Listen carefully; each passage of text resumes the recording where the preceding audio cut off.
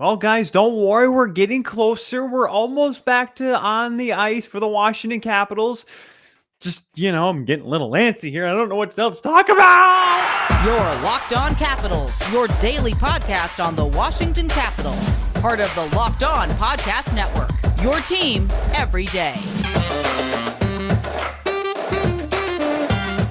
And hello, ladies and gentlemen, and welcome to another episode of Locked On Capitals. I am your host, as always, the insider to the insiders, Tyler Kuehl. And man, guys, it's just one more day, allegedly, before the Washington Capitals take back to the ice. We're gonna look at a few different things here today. We will talk about the Washington Capitals COVID situation. Obviously, yesterday we talked about the taxi squads, what that means for what it means for the league, and obviously for the Washington Capitals. Obviously, it was a very different looking practice on Monday. We'll talk about who was on the ice, who could be in the lineup for their Wednesday night game against the Nashville Predators.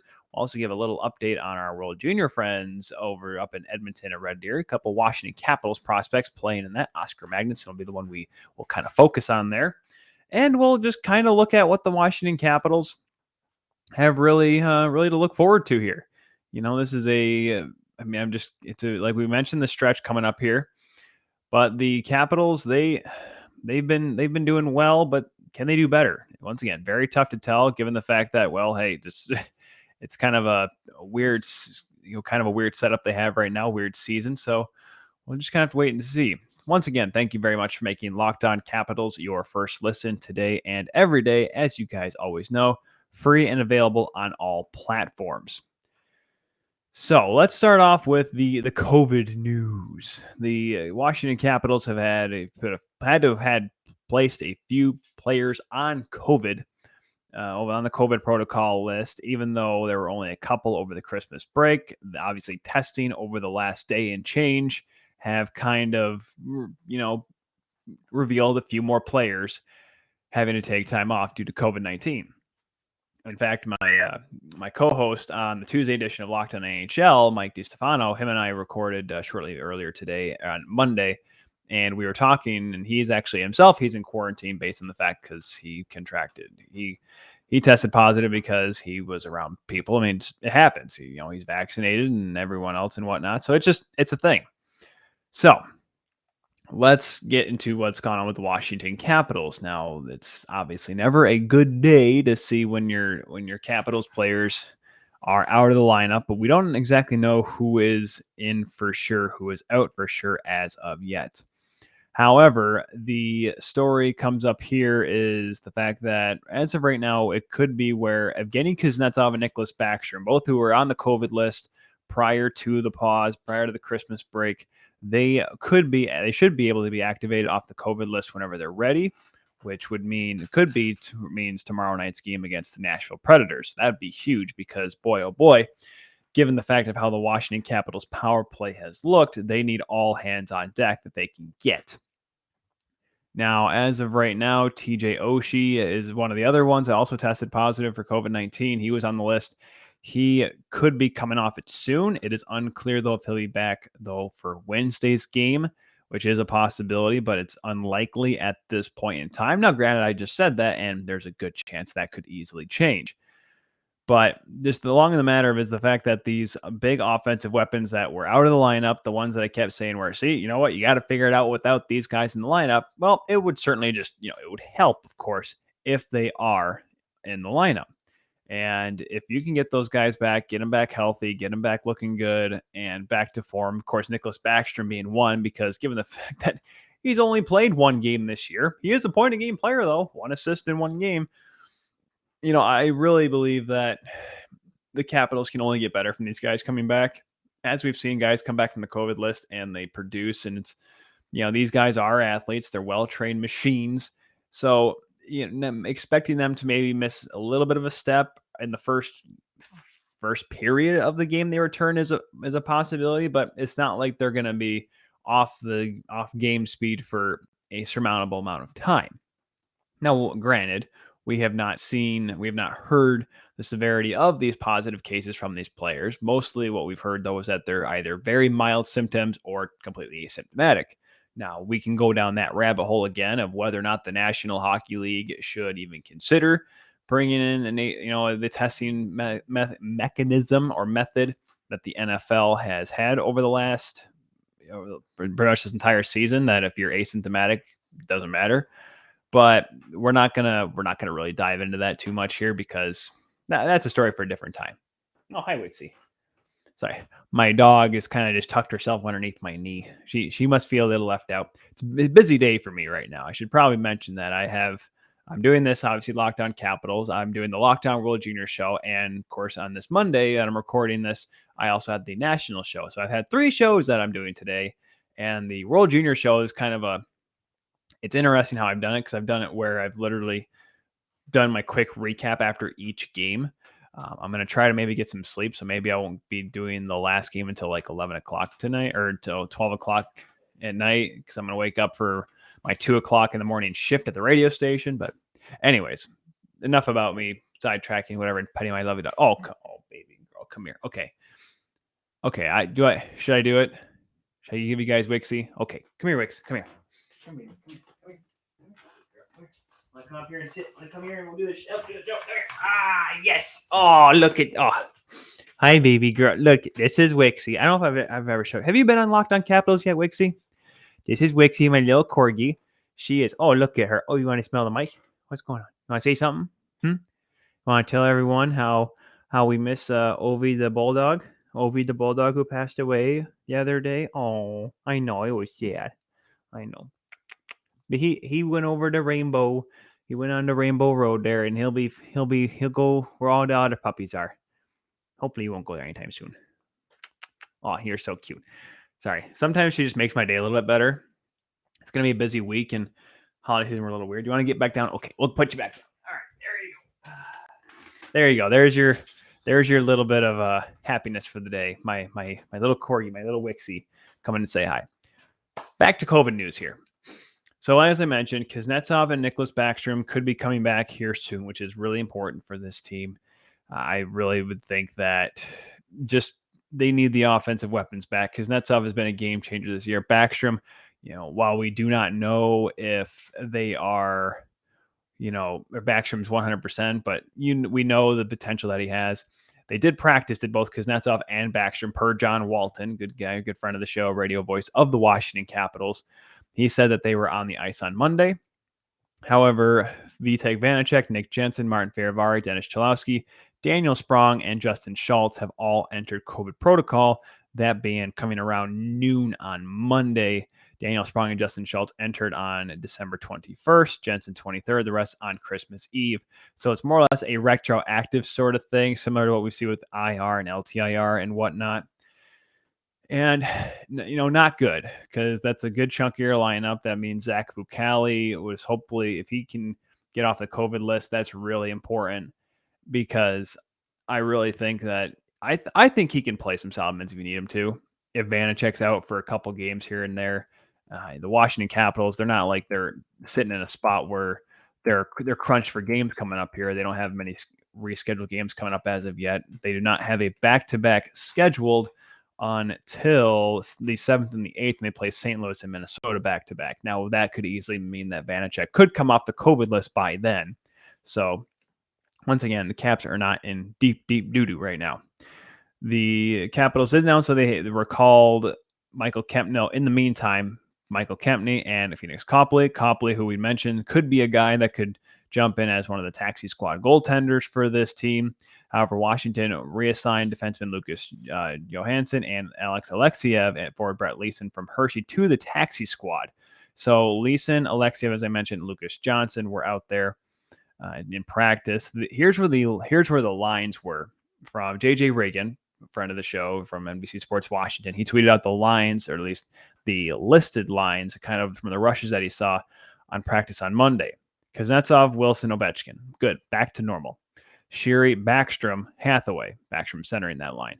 McMichael, Eller, Protas. That's pretty good to see. Carl Hagelin, Nick Dowd, Brett Leason. Okay, not a bad little setup there. Defensively, it's a little bit interesting, a little bit different. Orlov, Carlson, your top pair. Michael Kempny, Trevor Van Riemsdyk on your second. Alex Alexiev and Matt Irwin, the third pair.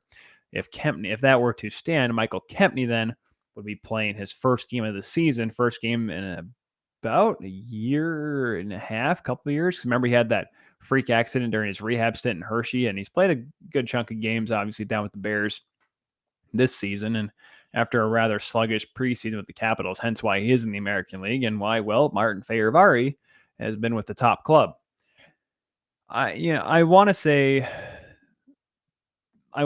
that's, the Capitals can get through this, but obviously we're seeing a big hit taken on defense there. How will Alexeyev play? He'd be the 10th rookie this season set up for the Washington Capitals. Yes, the old guy Washington Capitals. We're seeing all these youngsters come in, all these first NHL goals and whatnot. That'd be big for him. And of course, if Kempny were to play, that'd be big given the fact of his road to recovery to the back of the NHL. That'd be something and a great story in his own right. Because boy, they have really. He's worked hard because I really hope he gets a chance, and maybe he does well. It's all kind of something we have to wait and see on here. But if the lineup could easily change by the time we talk tomorrow, regards to the Nashville game when we have morning skate on Wednesday.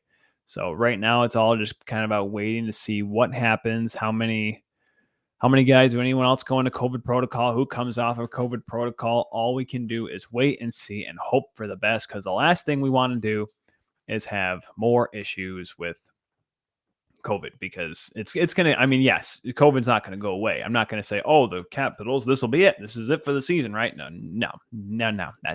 That's not how this virus works, if you haven't realized in the past almost 2 years. So we'll keep an eye on everything. We'll give an update on the lineups tomorrow. Also, we have a guest coming on tomorrow to talk about the Nashville Predators. We're going to kind of just have a little fun on tomorrow's episode, because we need some more fun during these crazy, crazy times.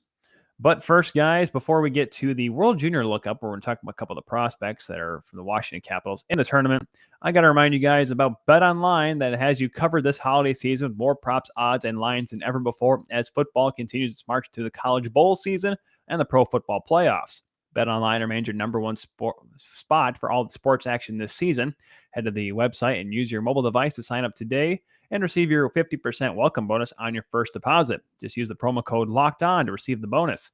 From basketball, football, NHL, boxing, UFC, right to your favorite Vegas casino games, do not wait. Take advantage of all the amazing offers available for the 21-22 season. BetOnline is the fastest and easiest way to bet on all of your favorite sports, so do not wait. Take advantage of the new amazing offers available at BetOnline, where the game starts. So we're going to jump on EliteProspects.com here. It's a lovely tool for those that don't know about it. While you have your hockey DBs, and obviously NHL.com keeps up with all the NHL stats, and of course, how I mentioned, I love Hockey Reference. If you ever want to get a hold of the best way to get a hold of prospects or players that maybe are a little bit unknown, EliteProspects.com. I know a lot of great people over there. They do great work to give you kind of updated on the best teams out there and the best players out there as well, that maybe you don't maybe have not quite heard of as of yet. But there are certainly a few number of players that are part of the World Junior Tournament, a lot of prospects as well. Of course, the Carolina Hurricanes have the most. They have 10. But the Washington Capitals have a presence as well. And most notably, the guy who actually, believe it or not, despite not getting a point in their first game against Russia, Oskar Magnusson, from Team Sweden, 2002 birth year, ends up getting the Player of the Game award. Plays in the Allsvenskan League for AIK, and he's unsigned right now, but was a 7th round pick in this past year's draft. Guy that plays for the came up to the Malmö Redhawks system. We kind of mentioned him a little bit in our World Junior preview, if you will. And, he's been solid this season playing in the AIK, 2 goals and 4 assists for 6 points.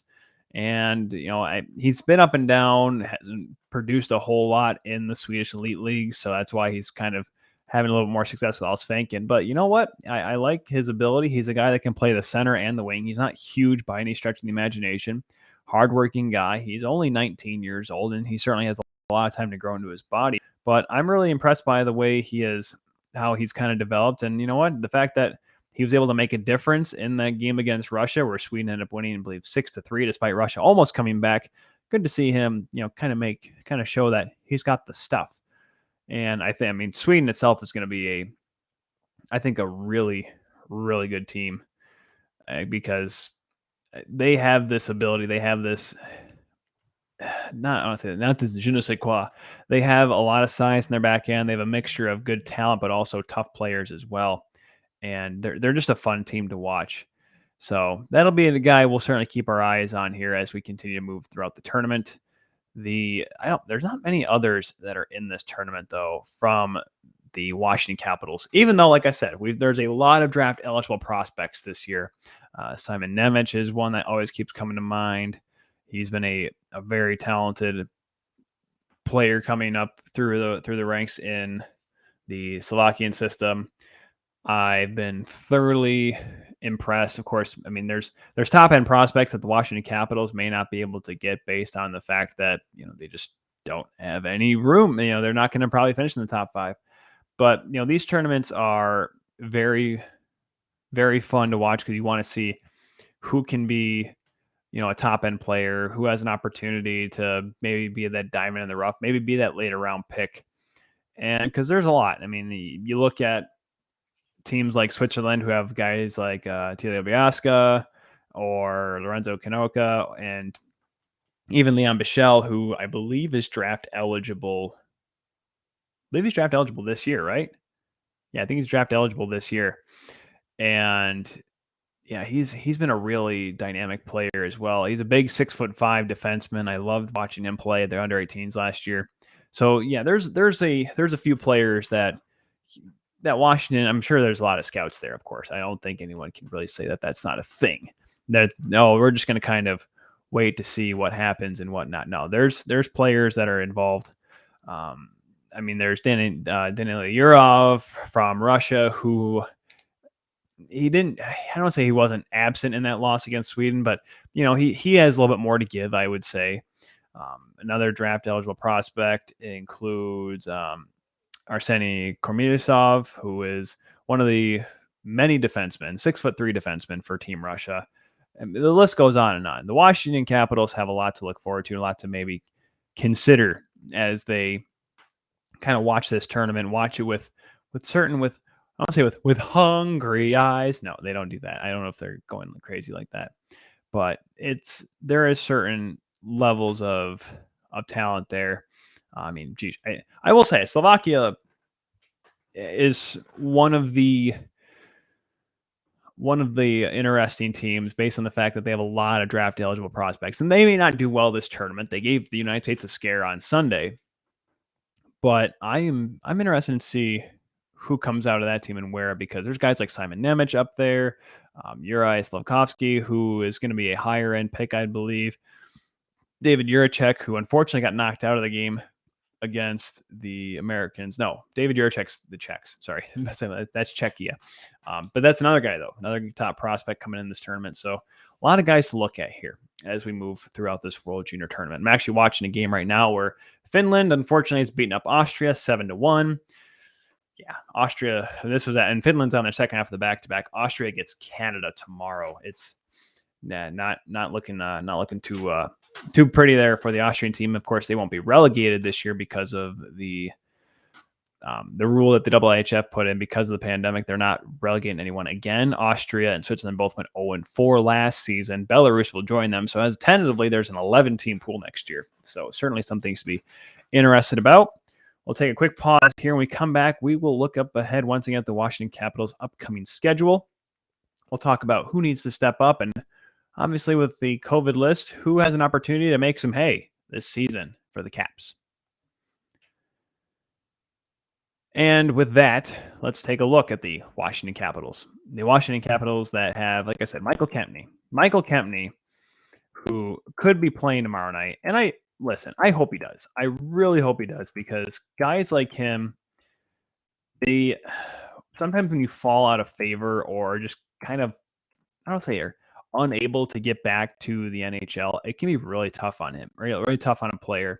Has not played since the 1920 season, since getting hurt that year. So he hasn't played in the NHL for I believe, in almost, a year and a half? Let me see. His last game in the National Hockey League was March the 9th.